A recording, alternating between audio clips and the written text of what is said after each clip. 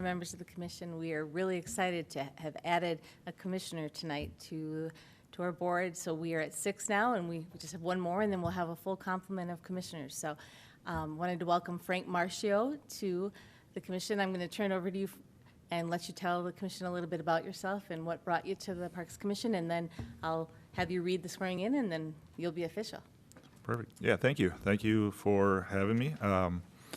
I have been a Maplewood resident for 13 years. What brought me to it is I've been a coach in this system, in this area for 8 years on baseball, basketball, or football, generally through Oakdale Athletic, using the fields, and also Gethsemane Lutheran Church and School, coaching there. Also a big park user, so I always wanted to, once I was done coaching, which I am done this spring after baseball season, I wanted to try to give back and be more involved with the parks, and always a huge fan of our parks here. So that's why I wanted to be a part of this, and hope I can help out in any way I can. So. Awesome. Well, again, welcome. And if we could just do the little bit of official business tonight. Frank, if you could read that statement that's in front of you. Yeah, absolutely. I, Frank Marcio, do solemnly swear that I will support the Constitution of the United States and the state of Minnesota, and faithfully discharge the duties of the office of Commissioner of the Parks and Recreation Commission in the city of Maplewood, in the county of Ramsey, and the state of Minnesota, to the best of my judgment and ability. So help me God.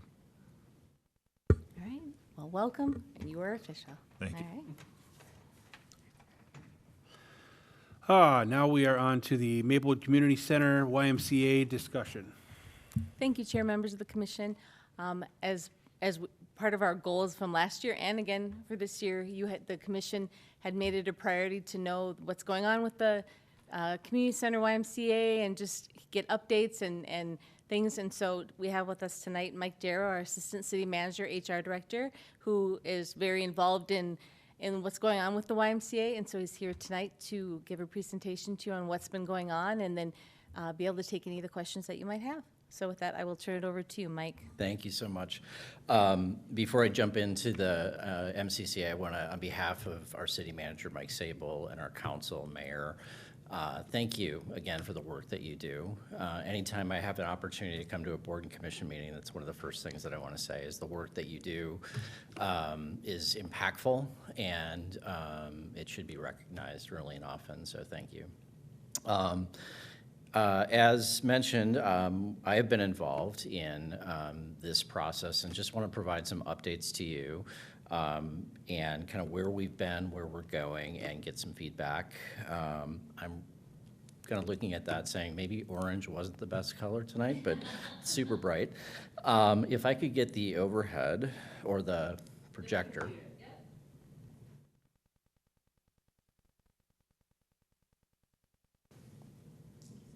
Okay. While we're putting that up, I can tell you that the process for the selection of our consultants started in last year. Actually, we did an RFP and mentioned and got a really great turnout. We received over 10 responses, and interviewed about 4 or 5 firms. So the process at the beginning was very transparent. What we were looking for was pre-designed concepts. And so that's the first thing that I want to recognize tonight, is these are just pre-designed. This doesn't, dictate the specifics of what the designs are going to be in the future. Obviously, there's some funding that we'll talk about too. But that's really important. So the firm that we ended up going with was LSE Architects out of Minneapolis, and part of the rationale for that discussion and that understanding was their focus on community engagement, also their focus on working with facilities like the MCC, and so that was really important to us. And that process really began in earnest in January, where we kind of got together with them, talked about the need to ensure that there was as much transparency in this process as possible. But I also, before we jump into it, before we get to the slides, talk about the why. Not the why over there, but why are we doing this? We did a report in June or July of last summer that Leo A. Daly helped us with that identified about $20 million of improvements that are needed at that building, just to kind of get it up to a standard, not to do anything cosmetic and changing a lot of space, but just really kind of fixing the pool and doing the stuff that's not super attractive, if you will. And so that was the why. After we got that report, we wanted to make sure that, we kind of develop a process that starts with some innovation, decision-making from the community and the why, and obviously the council as well. And so that's why we started this process. The other element of this is that in January, the council did recommend moving into a local sales option, which is a tax. The city hired the University of Minnesota Extension Office to develop a plan for a sales tax. And about 60% of the funding that could be generated over 20 years would come from outside residents. And so that's kind of where these funds may go. This project, along with the public safety training facility as well. So there was identified the potential of about $80 million in funds that could be raised over 20 years. If that local sales option is approved, and how that goes is that the legislature will discuss that, and they'll, if they approve that process, then it goes to a referendum in November. So there's multiple steps to this, and a lot of, things that are really outside of our control, right? So that we'll kind of see, and you'll hear that blended in as well. But that was kind of the reason for doing this, is we saw that the building, which was built in the 90s, was having issues as buildings that are 30 plus years old do, and the cost of those was pretty high. We have a lease with the Y that began in November 1st of 2016, and we now have a lease that kind of takes us through May of 2027. And so that lease kind of has this understanding that there's a lot of conversations that have to happen. We want to make sure that our relationship with the Y stays strong, that we're all have a seat at the table. And so there's a lot of other processes outside of what I'll share with you that are happening as well. So we'll just jump into it. This is a presentation, and I have to disclose I was not, I had an engagement on Monday, so I was not at the council meeting hearing this, although I've been working with Danette Parr, our Community Development Director, and our ELT team, and certainly City Manager Sable on this. But this is the team from LSE that have been working since January. And as I mentioned, oops. Why am I don't know what's going on here. Just use this button. Sorry. This was the schedule that they put together. So you can see we started in January, concluded at the meeting that took place on Monday of this week. And between January and Monday, there was a lot of discussions and a lot of community engagement at the Y, and a lot of presentations and discussions with our leadership team here at the city as well. So what informed the process? They had the 2025 facility condition report, as I mentioned, that was from Leo A. Daly. And that documentation, they've done some tours. They had design team community center design exercises with our ELT, which is our leadership team here at the city.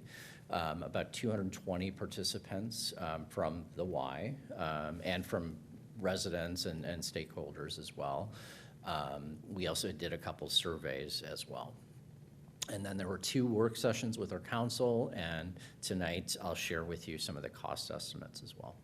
And anytime that you need clarification through this, let me know. I'll obviously, yes. So did they decide to tear down what they have or to, Yeah. or redo? Yeah, and I'll kind of get into Okay. that as well, because that was a really important question of what do we do? And what are the next steps? And again, the driver of this is obviously, ultimately the council's decision, but there's funding. And it's a pretty significant amount of money that we'll talk about here in a little bit too. What the council decided in January is that they realized that 20 million, just to bring it up to a standard, may not be the best approach, because you're going to get a building that really isn't flexible in space, and that's why they wanted to look at some options as well. So the project drivers develop more efficient use. This building, if you've been in it and can kind of remember, it's really wonky.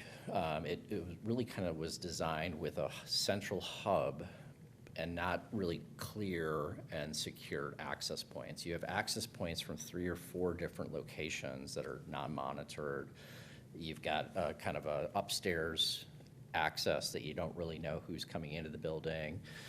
It's almost like a prison, where you have these wings, but you really don't have, unlike a prison, a lot of control on who's coming in and coming out. And you don't have a lot of flexible space. So the space that was developed, there's walls. What we know is that the floor was leaking last year. The gym floor was leaking pretty significantly. There's all kinds of small and bigger issues there as well. So develop more efficient uses of spaces, increase connection of the building to the community. Again, orient public uses to the building towards the street and trail. Improve operations of the community center. Really, the only way to have access to the building itself is if you're a member of the Y. And so that's the other thing that we're kind of looking into too. It's a very, it can be seen as a, exclusive membership-driven facility, even though the city owns the building. And then to create modern and attractive community center for the city. The reason why the city got out of running the building was because we were losing a lot of money. And so in 2014, 2015, the partnership for the Y was kind of forged because of their focus on community, and also our realization at that time that it was probably better served by having that type of partner. And the Y has been a great partner since 2016.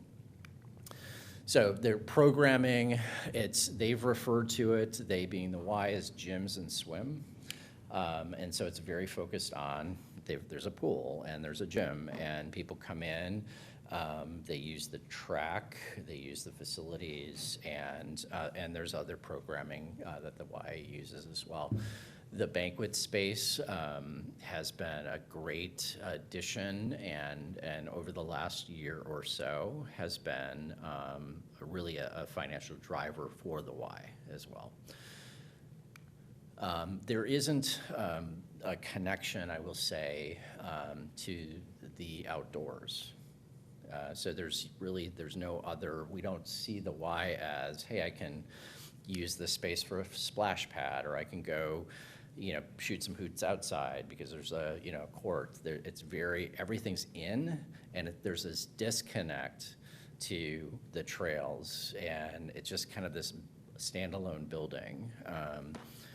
So those were some of the things that we wanted to look into, is creating this nexus between what exists, the street, and a focus on design as well. And so what LSE heard was, and during those open houses and work sessions, were space for more classes, connections to outdoor spaces, and some of the things that I just shared as well. The second open house, liked the idea of a new center, prefer an option with limited closure time, that connection. One of the things that did not make the cut in that conversation was keeping the theater. And so we had a conversation with the theater about a month ago, just so that were aware that this process has not shown in the concepts that we'll see that connection to and that addition of the theater as well. And we wanted to have that, as Brene Brown would say, a clear as kind conversation with them so that they have the understanding. Again, this new facility takes a long time. So it's not, hey, we'll get it done in a year. We want the theater, because they've been a great partner for the city, to have enough time to start looking for options as well. And we shared with them that we want to, if they're interested, to assist in, as we see potential spaces, that we'll obviously let them know as well. So that was part of our conversation with them as well. So the first couple, or the options that have been presented, are really two. One was build on the east side of the site. You can see up the light brown on the northern side of that is potential housing that we would put on the site as well. And that may offset the costs, or it could be an incentive, and all of those kinds of things yet to be determined. But that this process was about innovation and creativity and what could this look like moving forward. So we had, I think, when we started, about 6 different options, and what they presented on Monday was the final 2. Again, they're pre-designed concepts, so just because there's an option for one, there's a lot that happens between that option and architectural drawings and those kinds of things as well. The focus was, and they talked about some of the soft costs that you'll see some of the costs. So the soft costs are furniture, design fees, permit costs, all of those kinds of things as well. And so the new option for option 1, you can see on the high end, it's about 45, actually about $57 million. So we're not talking, it's a significant investment as well. And that looks at things like sustainability issues, all of those kinds of things as well. So when you see these low, midpoint, and high, the higher end would be a higher design quality, more innovative, water heating, all of those kinds of things as well. The second option is, let's see here, is this the second option? Yes, the second option is a 3rd level building, and the focus there would be to create additional banquet space on the 3rd floor. And that is a great, from the WISE perspective, from what I understand, about $300,000 over the last year or two in banquet fees that have come in. So it's a opportunity to maybe create additional revenue. And then the view sheds of that 3rd floor, you potentially could see the skyline of Minneapolis and St. Paul, and just very, so if there's a wedding or some type of function, this would be a great place to go. And so you can see some of the, both of these options are taking the building down and building new. And so to the option of keeping the existing building and trying to fix it, to your point, that's not the 2 options that remained. And Can I ask a clarifying question then? Yeah. So the 2 designs that were presented on Monday, neither of them include the theater then? That is correct. Okay. Yeah. And then I also had a clarifying question. If you go back to the previous slide, Sure, if I can, this one? I was just having a hard time following just because I thought so option 1 and 2 are new buildings, Yeah. correct? Mhm.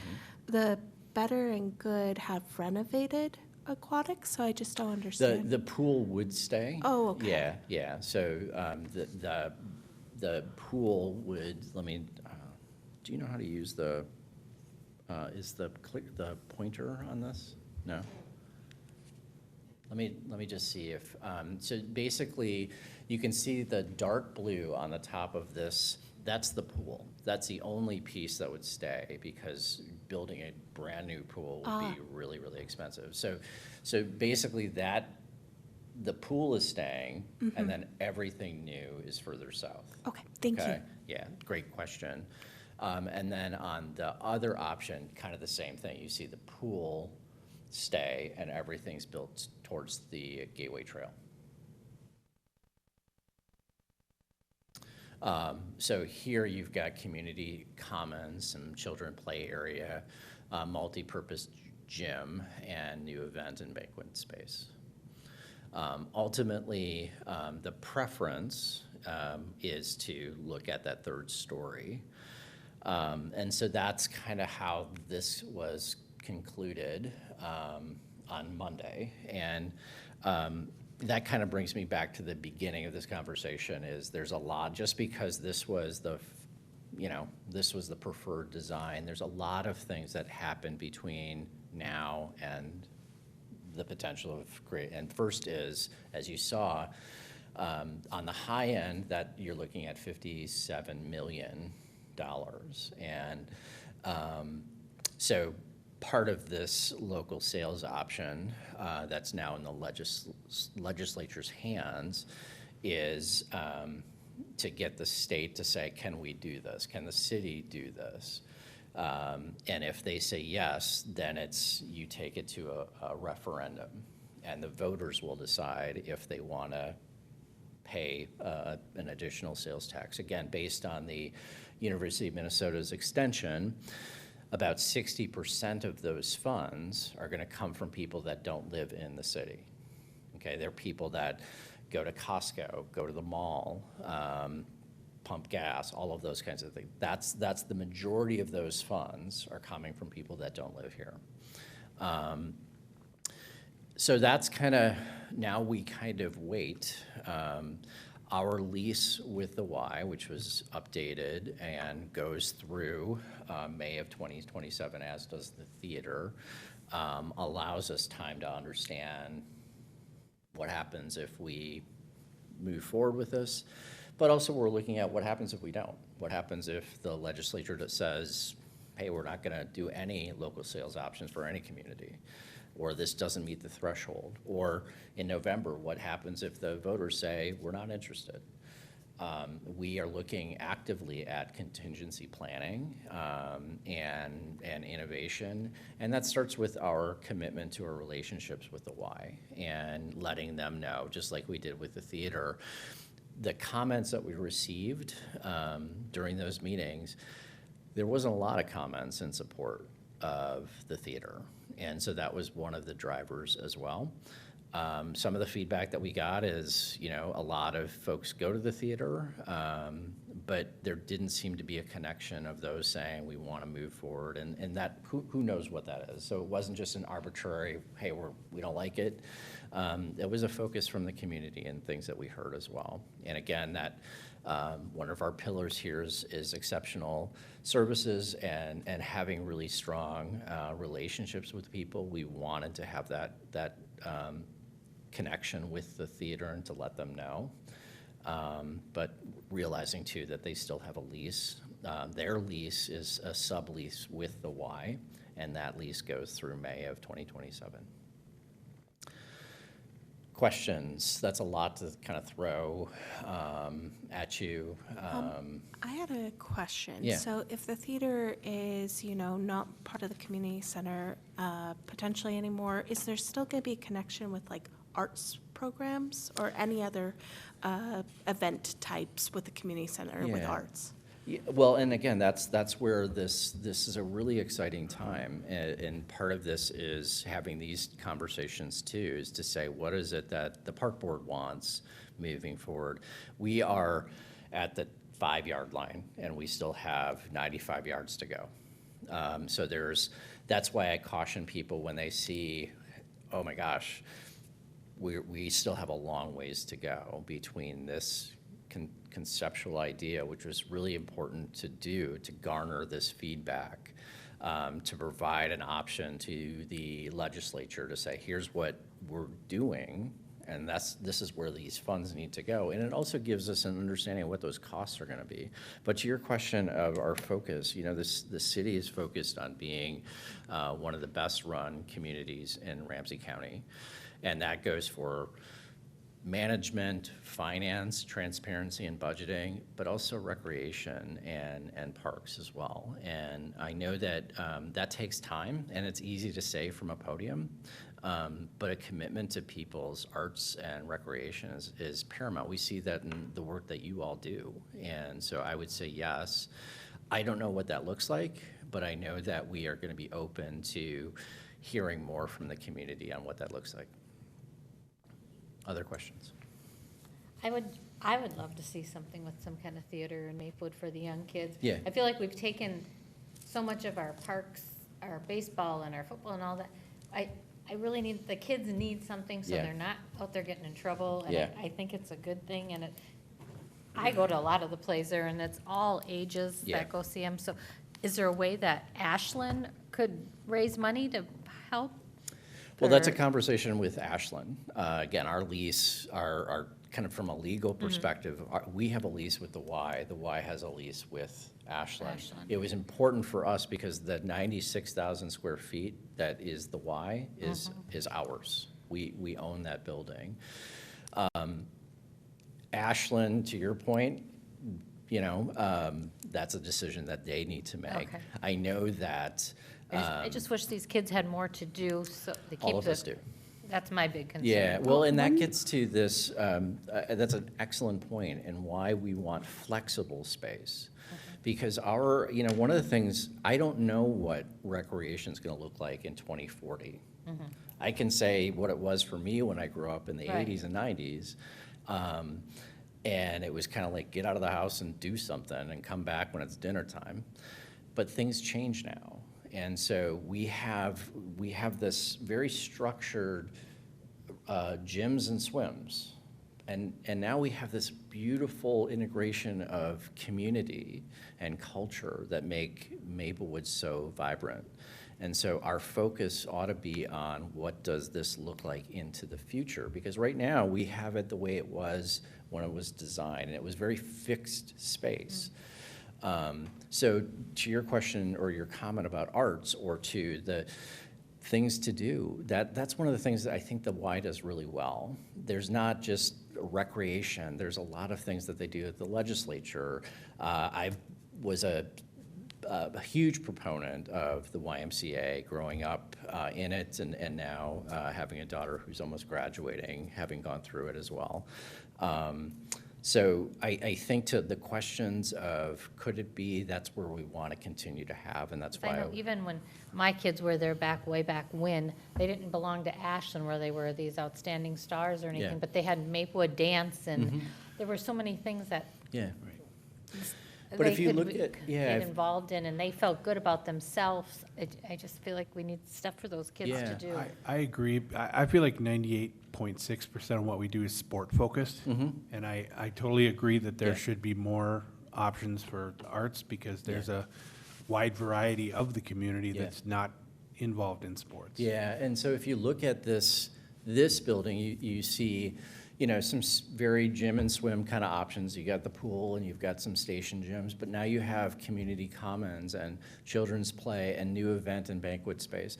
That could be used for black box theater and dance recitals, all of those kinds of things. We can reimagine what these spaces could be in the future, rather than, oh, it's not going to have this. Well, it could have that. And that's what some of this design is about flexibility, because none of us know what the next thing is going to be in 2040, right? So having buildings that can evolve and flex is really the trend that we're going to support. Pickleball wasn't a part of when this building was designed, and think about the next pickleball in 25 years, and that's where you want that flexibility here too. I just want to make one more comment about Yeah. Ashland. And I'm sure you guys have thought this through too, but we did the feedback sessions in the Y.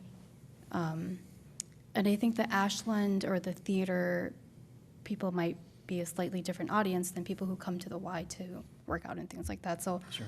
it's just maybe a different demographic that I'm wondering if you guys could consider in the future as this progresses, the different audiences, and the theater people might not be the Y people, so they Yeah. might not have been there for those feedback sessions, and things like that. Absolutely understand that too. And some of this, I mean, some of these meetings were done during ice raids, and so we didn't get, we may not have seen a lot of community members that would have wanted to participate because of what was happening in the metro during this January and February timeframe too. And so we're very cognizant of, to make a great process, you want to make a transparent process, and that's why doing surveys and other things. But I agree, we are not anti-theater, and oh my gosh, this Yeah. was an innovation, and we wanted to have that conversation with them directly rather than hearing it or reading about it as well. Yeah, and like you said, this is very still early stages, Yeah. so hopefully as you guys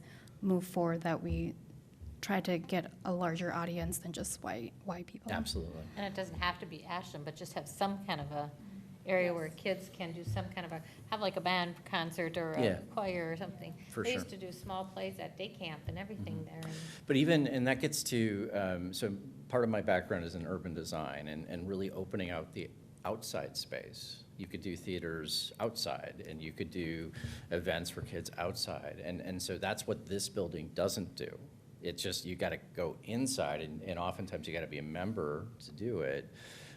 So there's a lot of opportunities for innovation, and we're not central to, we're the most innovative people in the world. We want to make sure that we have feedback and those kinds of things. And the message tonight is, it's not too late. It's not, we're still a ways away.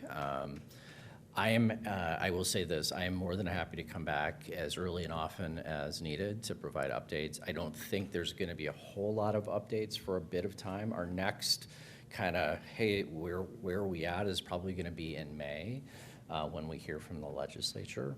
And then after that, you'll kind of see some branding and those kinds of things. It's not something the city can do to advocate for this because it's a referendum, so we have to kind of stay out of it. But we're certainly willing to come back and provide updates as you'd like. And if there's any things that are really important to you, whether it's arts, whether it's theater space, whether it's connections to community and those kinds of things, we are absolutely open to those. Thank you. Yeah. We appreciate what you're saying in terms of we understand that we also face these problems with designing the parks. We don't want to Yeah. dedicate a space to tennis if people want to Yeah. use it for Yeah. pickleball. So we want to try to make Yeah. flexible spaces. I do really like your black box theater idea. So Yeah. I wonder if maybe an action item for whenever the next update is if maybe you could speak to your design team about flexible options Okay. for theater in Yeah. the banquet hall, how we could flex that space. Okay, I will definitely do that. And that has been communicated, just so you know, both to LSE and to our design team too, is the things like the black box, other flexibility things, and really kind of opening out the outside too have been discussed. Yeah, so we'll continue to do that. Yeah. I had one. Yeah. One comment and one question. Yeah. Comment, I love the idea of a banquet space. I think that's a big demand, is finding more banquet spaces around here. I know. And the question I had was, does the new tax just go to the MCC, or is it bundled into other initiatives? Yeah, so on the, my understanding, on the, if it goes to referendum, there'll be two questions. One is funding for the public safety training facility, and the other question will be funding for the MCC. So not all of that 80+ million will be dedicated to this building. There's a percentage that would go, and so if the community says yes to this, to the public safety facility, and no, they can certainly do that. And we could go back potentially. Again, from my understanding, I don't have the notes in front of me, but we could go back and ask for another opportunity at the MCC if it doesn't go through. I don't know, and that's got to be council driven and those kinds of things. So there's a lot of things that can happen, and that's why contingency planning is just as important as pre-design planning. Because if it doesn't happen, we still have a building that has some significant issues. I get calls probably once every other week with, hey, the floor's leaking again, or there's this issue or that issue, and I so appreciate the Ys, our relationship with the Y, that we can work together to solve these things. Does the future of this plan require the Y to continue the partnership with us after 2027? Or if they decide not to, would we still continue with this type of design? You know, I think there's a lot of opportunity. I don't know. You know, we have been at the table with them, and so I don't know what that, I don't want to comment on what that looks like without, you know, the council and city manager Sable weighing in. I can tell you based on today that we have a great relationship. They right now know that the building is aging. They also know that this is one option, and if the option doesn't fall, you know, if we don't get it or whatever, that, you know, so I don't know. There certainly has not been any conversations to say, hey, after this, we're gonna move on. But our focus with the Y is today and through the term of the lease, and we'll continue to have very active conversations with them as we move forward too. Because the term of the lease is 2027 though, right? Yeah. So I guess I'm just, So so just so you know, that the reason for 2027, the lease expired, will expire. If we didn't amend it, it expired on October 31st of this year. And so that's why we moved it, because of all of this stuff. That doesn't mean, we've had, I think, 8 addendums to the Y lease since, for the last 10 years. So it's not uncommon to, you know, the reason why we pushed it back was we obviously didn't want to say, hey, after, you know, October 31st of 2026, we're moving on. We want to continue to develop those relationships and whatnot. And none of us know what the future looks like, because there's a lot of third-party outside things that need to get done. okay. Other questions? Okay, well, thank you very much. Yeah, Mike, thank for you. coming Appreciate and it. Thanks speaking again for with your work. us. Thank you. Have a good See night. ya. We can now move on to student commissioner discussion.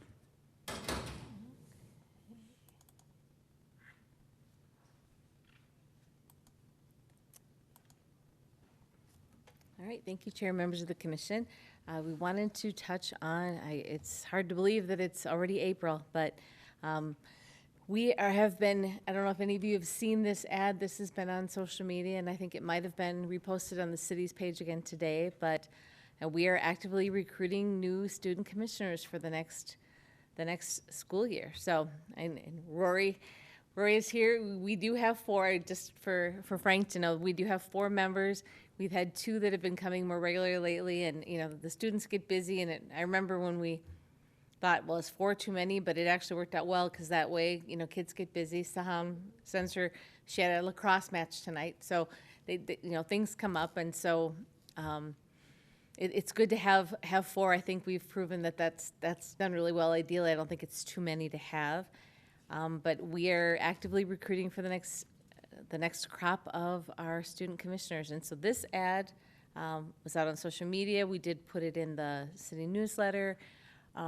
And we are recruiting, and we're looking for different ways to recruit students. I know Saham, she's not here tonight. I was hoping to talk to her a little bit more about Tartan, just different ways we can do it. But I have been talking to our communications manager, Joe Sheeran, and he has reached out to the schools before, and they have posted that schools, but we had some good luck with the in-person when a commissioner went with Joe and went to spend some time at the schools, and we do have an opportunity, so I'm going to put you on the spot. You don't have to answer me now. You can always email me later, but there's an opportunity for next week on Monday, Monday, Wednesday, or Thursday, I believe it is, in the morning to go and speak to some of the students. And so Joe had wanted me to mention tonight, he'll go regardless, but he was wondering if there are any commissioners that would be available. I know it's during the day, and it would be, the time frame would be between 8:30 and noon, but it sounds like right at the end of class, so at 9:50 and 9:45 is the time we'd be able to spend like 15 minutes with the students. So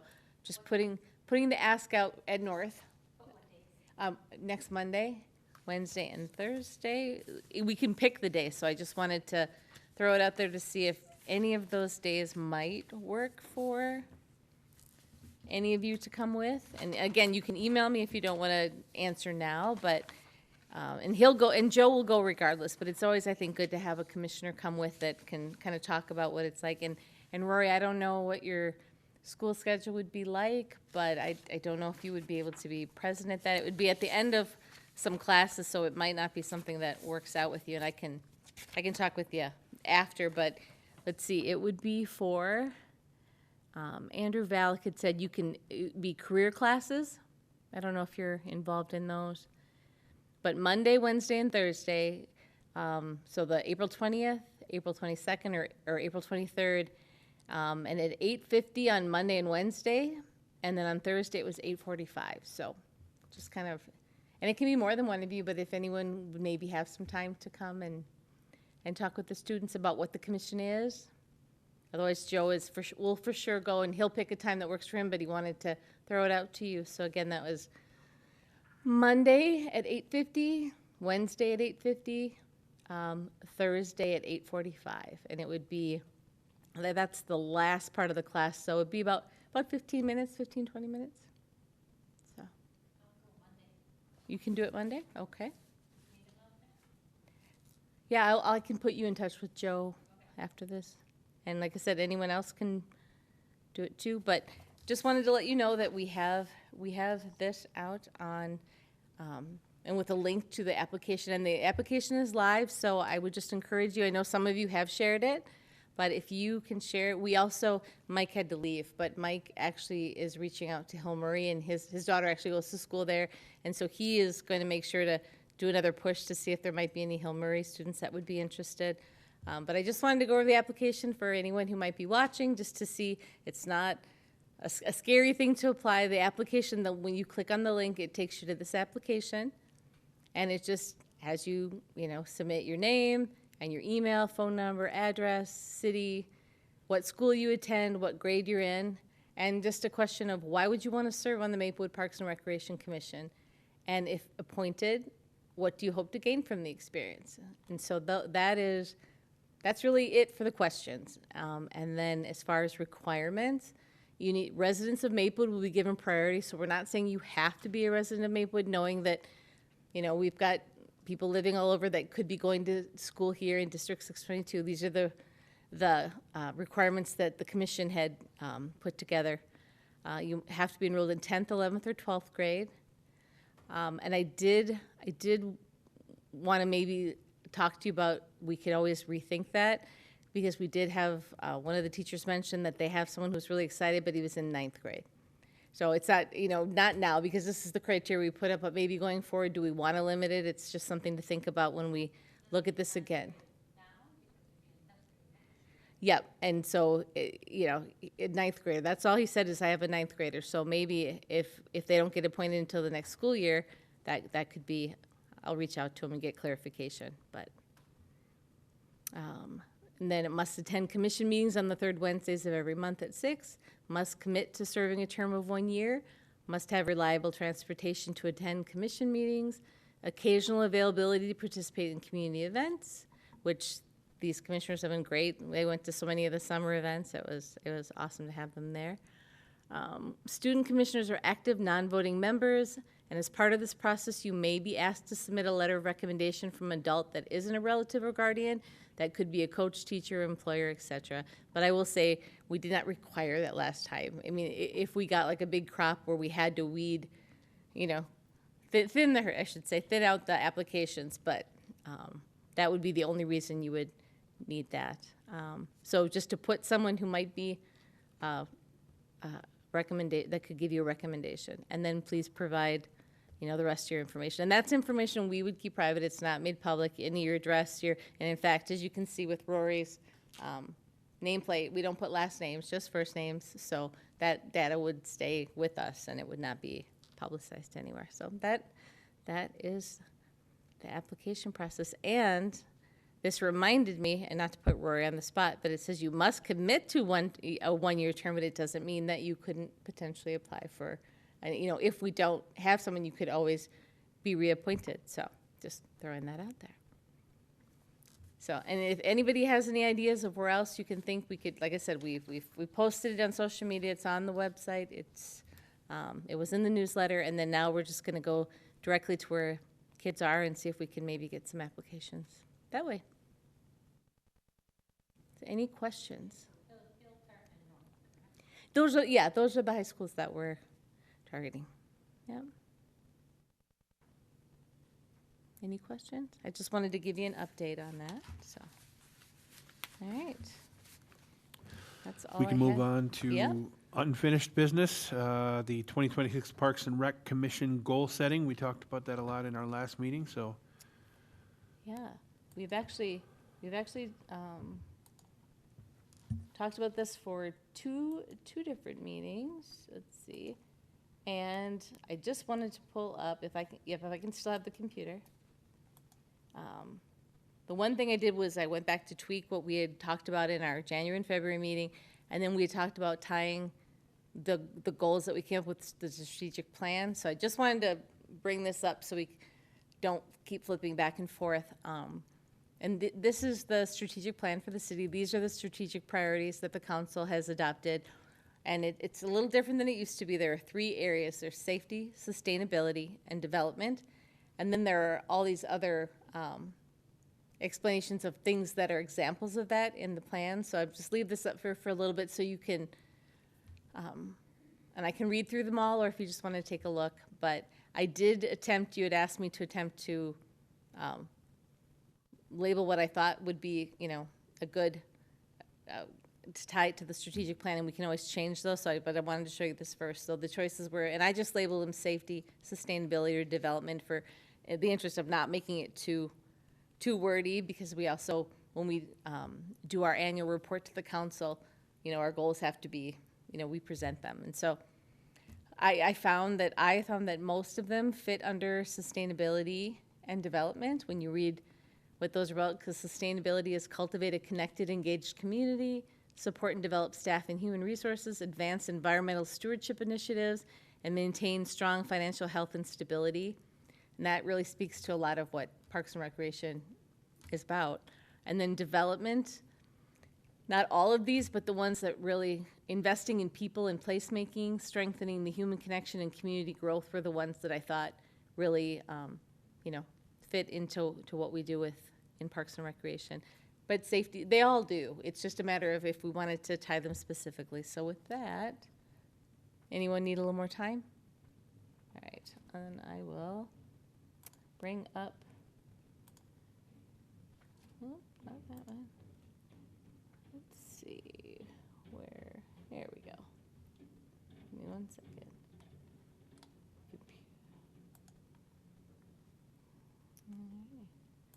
So this was taking all of our notes from January and February, and then I just put them, condensed them down, and I still left it in the format. So where you had wanted some of the goals for staying informed and stay engaged, so I still have them developed, broken out that way. And so for stay informed, I had review and offer recommendations on park open space improvement plans in Maplewood and neighboring communities. And that one spoke to development and sustainability. That's what I had tied that to. The second one was review programming task force recommendations and discuss implementation. That was the rewording of that goal that we talked about at the last meeting. And again, I had development and sustainability. Exploring new opportunities to recruit, appoint student PRC members, development and sustainability. Receive annual updates from the MCC YMCA, as well as updates from community groups and partners to look for ways to work together. Same thing, the development and sustainability. And then review and evaluate current and future signage as part of park projects and redevelopment. I did choose safety for that one because wayfinding is important in just how we make our signs more accessible and things like that. So I thought safety would be a good pick for that one. But again, I'll let you discuss after this, and we can make any changes you would like. And then for the 3 goals that were focused on staying engaged, because I know that was a big priority of the commission, take a bus tour of our park system. I actually put all 3, safety, sustainability, and development, especially because when we do go out to the park and we see the good, the bad, and all, we can look for ways to make our parks safer and sustainable, and especially development with the ponds development and the new park that we're going to be weighing in on. I think that all fits there. Continue to look for new ways to engage in community outreach and be involved in 4 community events. The commission had said they wanted that number 4 as a goal, so it was measurable, and I had development and sustainability. And then take a tour of the MCC YMCA. That was a new goal last time, and I did want to ask, now that you know what's happening more in the process, are you still, and there were some open houses, I don't know if any of you got to go to them, but do you still want it to be a goal to take a tour? We totally can. I just wanted to ask if that still is important as a standalone goal. I did walk through, I went to the open houses.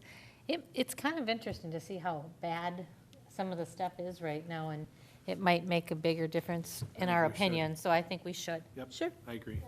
Okay, perfect.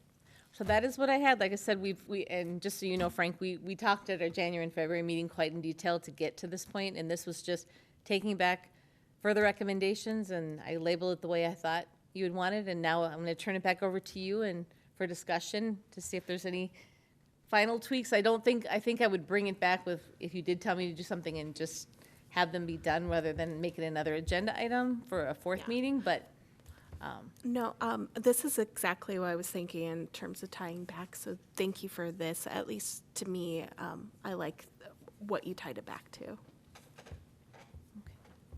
do you like it broken out with the stay informed, stay and go? Yes. Okay. I don't really have a lot of notes. I feel like this is what we've discussed over the past couple meetings, and it's broken down into a very digestible piece here, so I'm happy with it. Okay, so if anyone wants to make a motion?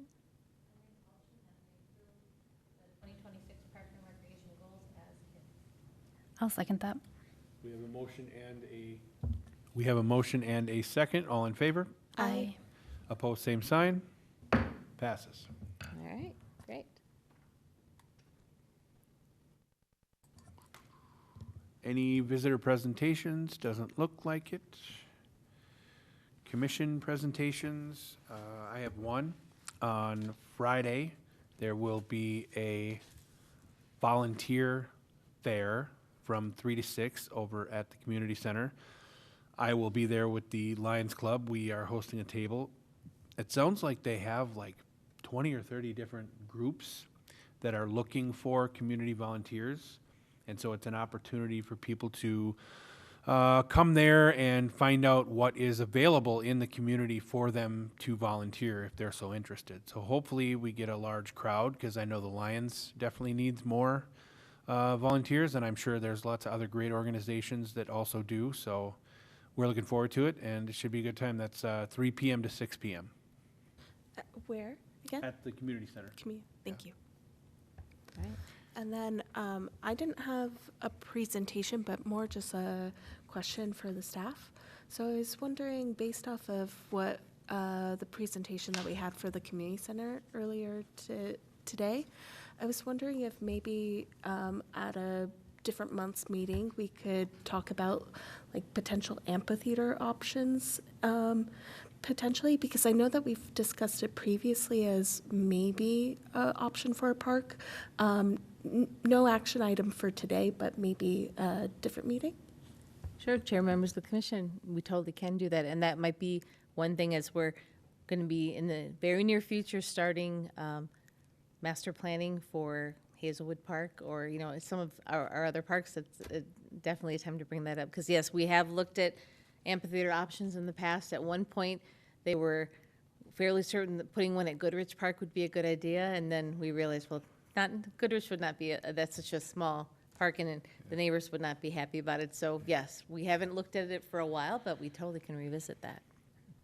Thank you for bringing that up, because one thing that I've always said is Maplewood doesn't have a summer music series, and every other city has one. So if we had an amphitheater, it would maybe be a natural invitation for that sort of event. Sure, absolutely.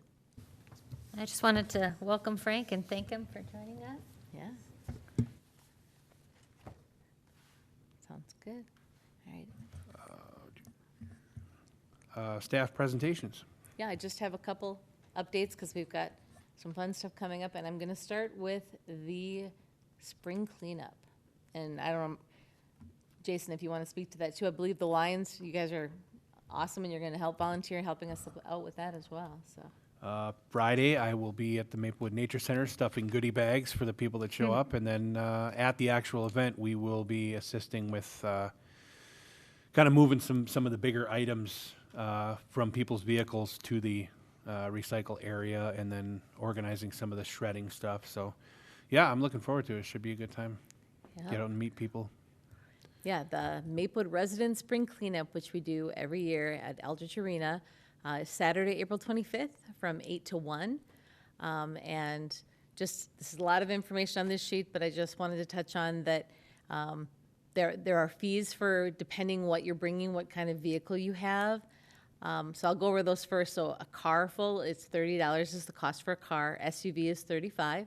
A pickup truck is $40. Van is $45. Cargo van is $50. And then it keeps going up. Moving van is $85. And then as the moving vans get bigger, and then if you have a trailer up to 8 foot, it's $60. The next size up is $110. And we don't allow trailers over 16 because they would just be too large for that event. But there is shredding again, back by popular demand. We had not had the shredding and then had a separate shredding event and then didn't do it, but there are residents who really take advantage of that shredding. So there is a express lane for shredding. It's free, and so if you're there for shredding, you can let them know, and they will get you into the fast lane, and you can get your stuff shredded. So it's definitely back this year. And some of the items you can bring there, you know, they're collecting food shelf donations, food and money, and that so. If you want to bring a donation along, that would be great. Council members usually are walking around, or staff or volunteers collecting those donations, or the monetary donations for the food shelf. In the recycling area, you can bring unwanted expired medicine. Public safety, there'll be a staff member from public safety there to help collect that. Clothing, shoes, any condition bicycles, small engines, mattresses, box springs, appliances, electronics, carpet pad, municipal solid waste, just all kinds of things. What you cannot bring, though, is the household hazardous waste, because we now have the new environmental center, and they will take that. So that is where you would take that. So don't bring your household hazardous waste, but Ramsey County's new environmental center in Roseville, you can drop it off there, and, you know, check out the website. They have a big event this weekend.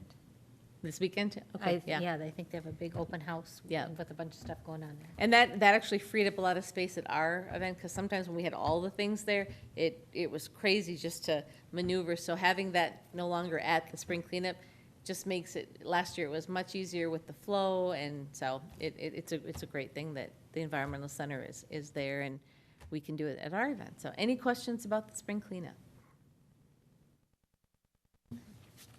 All right, just hope for good weather. We've had everything from snow to 85-degree weather, so you never know. All right. And then, what else do I want to share with you? Oh, we'll just give a shout out for Earth Week coming up here.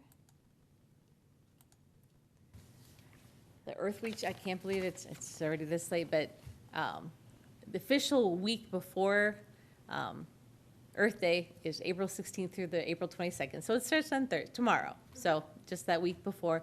But we just have a little incentive we do. Instead of having a set cleanup at a certain park, we just encourage you to get out and pick up at your park, at your ball practice, wherever you can. And we just ask, take a picture of yourself when you're out picking up trash. It can just be you and your dog or yourself, your family, your team. Take a photo of your group and then email it with the location you were picking up trash to recreationonline@maplewoodmn.gov, and you'll be submitted for a prize for your group. So just a fun way to give you an incentive to get out there, and you could win a fun prize. So we hope people will take advantage of and get out there and help us clean up. All right, and then, let's see, one more. Just a reminder that I'll just leave it like this. It's just a slide from social media, but we have our spring nature photo contest going on right now. It's kind of the same thing. You have till April 30th to get out just somewhere in Maplewood. It can be anywhere in Maplewood, and there's a category for 17 and under and then 18 and up. And these are some past winners or past photo submissions. And again, send in your picture and where you took your photo, and your picture will be put in one of the city newsletters, and you also will qualify for prizes. So. I'm always so impressed by the pictures that people submit. Mm-hmm. Yeah. It's a fun thing. And I like that there's a kids category. We need more kids, so if you know any 17 and under that like to take photos, they should submit them. We'd love to see more kids. All right. And let's see. I think I'll do Rev Sports real quick then too. I'm gonna leave them out. We've had the Rev Sports sessions going on. They're currently happening now on Thursdays, but Saturdays, starting May 2nd, there is one more session of basketball out at Edgerton Community Gym for Rev Sports. So if you're interested in signing up, that goes May 2nd through May 30th. So, and the cost is $69. And if you're a Maplewood resident, and we do have scholarship money available, so if you're welcome to apply for that. You can email Recreation Online if you want to find out more about the scholarship program. And if you're approved, the city pays, or they pay 2/3 of it with the scholarship money, and you pay for 1/3 of the cost. So instead of the $69, you just pay 1/3 of that. So, and that's all that I have.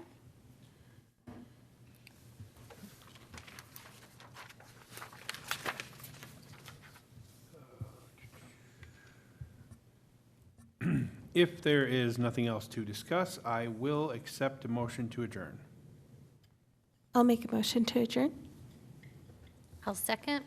We have a motion and a second on the floor. All in favor? Aye. Opposed, same sign.